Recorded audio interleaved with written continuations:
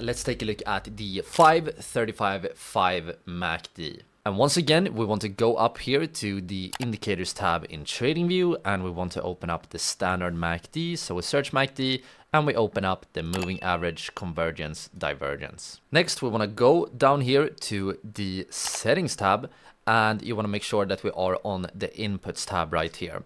So for the 535.5 MACD, you can probably hear on the name what settings we're going to use here. For the fast length, we want to use 5. For the slow length, we want to use 35. And for the signal smoothing, we want to use 5.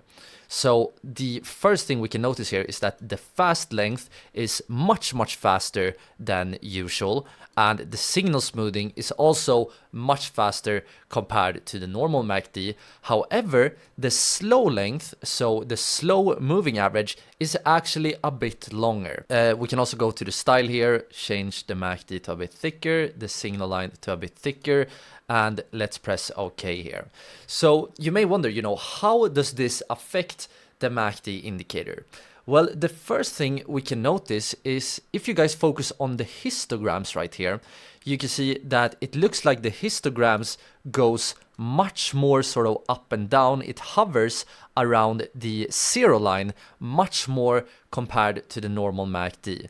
And that is because the MACD line in this case, so the blue line, you can see the blue line moves up and down a lot. And that is because the fast length is so fast. It's only based on 5 periods compared to 12 periods for the normal MACD. And because the MACD histograms moves up and down a lot, I recommend that when you use this kind of setting, you should not focus on the histogram, but you should rather focus on the MACD line itself. To do this, we want to head to the settings tab once again.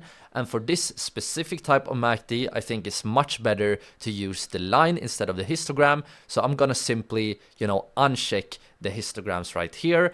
If you want to, you can actually also uncheck the signal line here. So we only have the MACD line.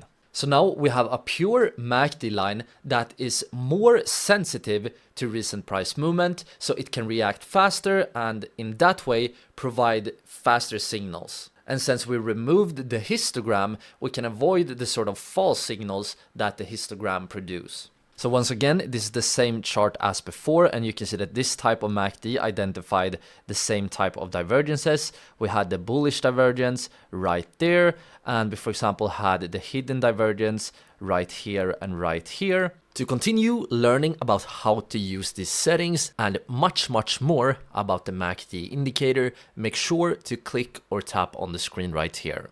It will take you to the full video.